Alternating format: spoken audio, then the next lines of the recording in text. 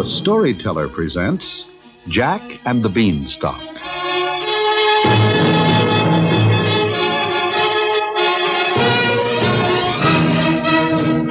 There once lived a boy named Jack. He and his mother were very poor. All they had in this world was a cow, which they milked every single day.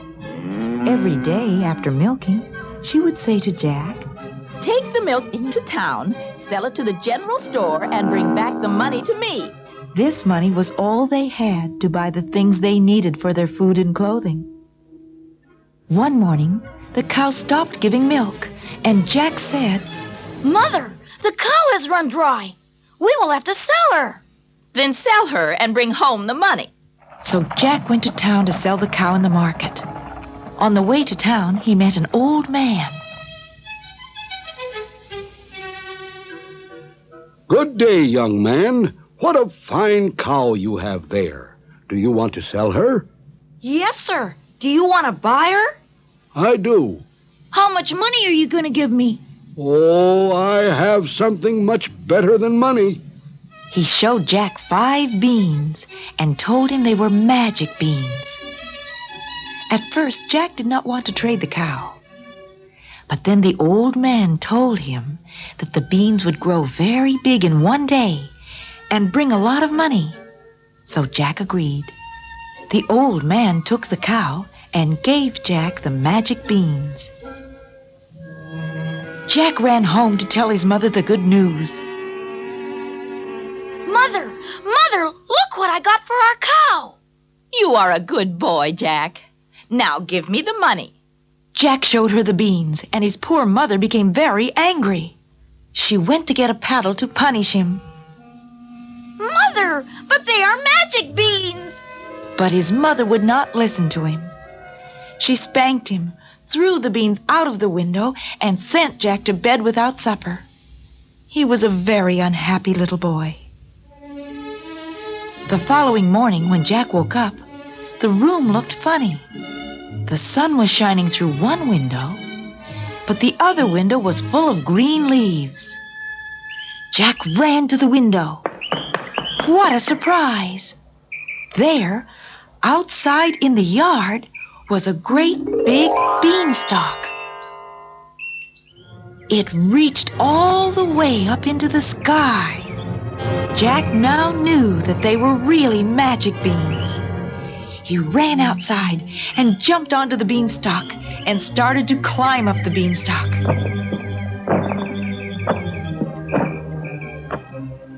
Higher and higher he went until he came to the sky.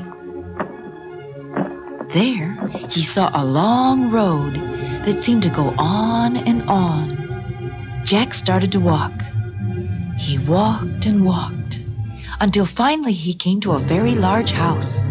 He found a crack under the big door, crept underneath, and found himself in a big hall. Just as he was going to walk to the next room, he heard a loud noise. Clump, clump, clump. Suddenly, he saw 2 big feet coming down the hall. They belonged to the bad giant Bobo, who lived in the house. Bobo did not like little children. He could even smell little children when any of them were nearby. He sniffed and said, "Fee, fi, fo, fum, I smell the blood of an Englishman. Be he alive or be he dead, I'll have his bones to grind my bread." His wife quickly came out of the kitchen and said, "Bobo, there's nobody around here. Maybe it's something I am cooking." "Oh, no, it's not. I know I smell the blood of a little boy." Just then, the wife noticed Jack, who was hiding in the corner. She was a kind woman and motioned to Jack to stay hidden. But he peeked around the corner and watched the giant. The giant sat down and ate his breakfast. Then he took 2 bags of gold coins and began to count them. Soon he became very sleepy. His head was nodding, and he began to snore so loudly that it sounded like thunder. Quickly, Jack came out of his hiding place, grabbed a bag of gold coins, and ran as fast as he could to the beanstalk. But the bag of gold was so heavy that he dropped it, and it fell down and down, spilling the coins into his mother's garden. It looked as if it was raining gold coins in the garden. Quickly, Jack climbed down the beanstalk and soon was home again. Mother! He cried. Look what I have brought you! She came running out of the house and was very excited when she saw all that money. Jack, you are a wonderful son. I am sorry I spanked you. They took the money and bought many, many things. One day, all the money was gone, and Jack said to his mother, Mother, I'll go up the beanstalk again and see what I can find. And up he went once more. At last he came to the road he had been on before and found the giant's house. In front of the house stood the giant's wife. Please, Jack begged. I am so hungry. Could you please give me something to eat? Since Jack had on different clothes from the last time, the woman didn't recognize him. She took him inside and gave him his breakfast. But soon the clump, clump, clump was heard again, and there came the giant. The woman hid Jack in the oven, and everything that happened the last time happened again. The giant started to say, Fee, fi, fo, fum, I smell the blood of an Englishman. But his wife said, Oh, don't be so silly. And he sat down and ate his breakfast.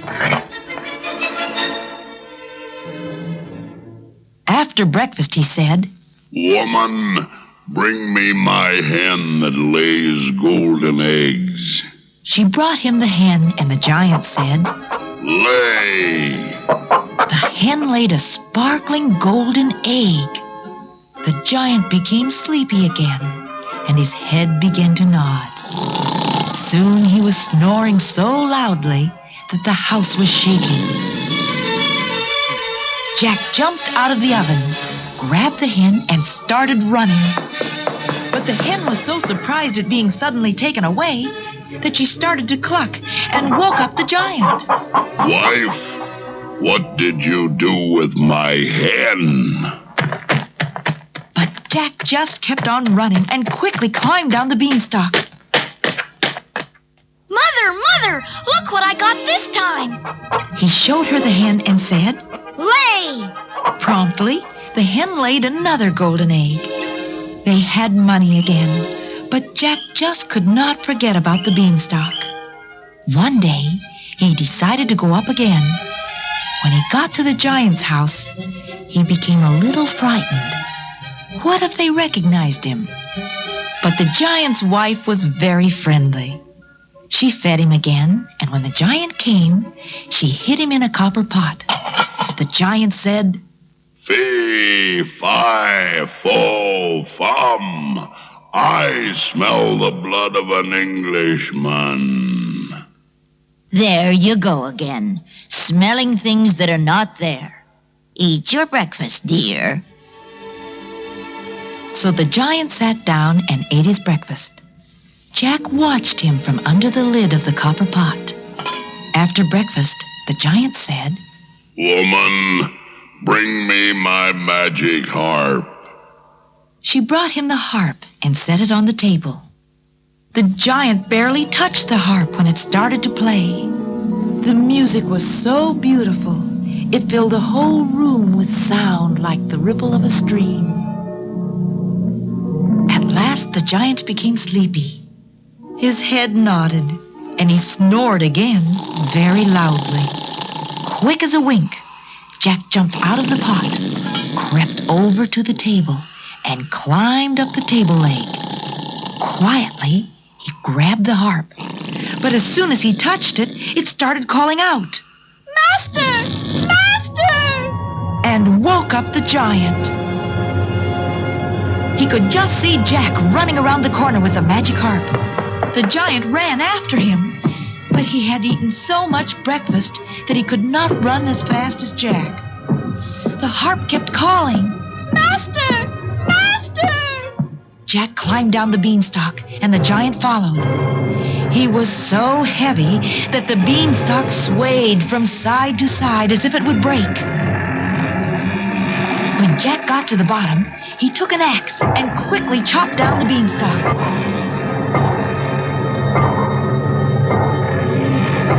The giant fell to the ground, and that was the end of him.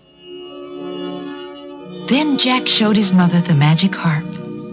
He touched it, and it played and played. Jack and his mother were very happy then. They would sit and listen to the harp, and even the hen would sway back and forth with the sound of the beautiful music.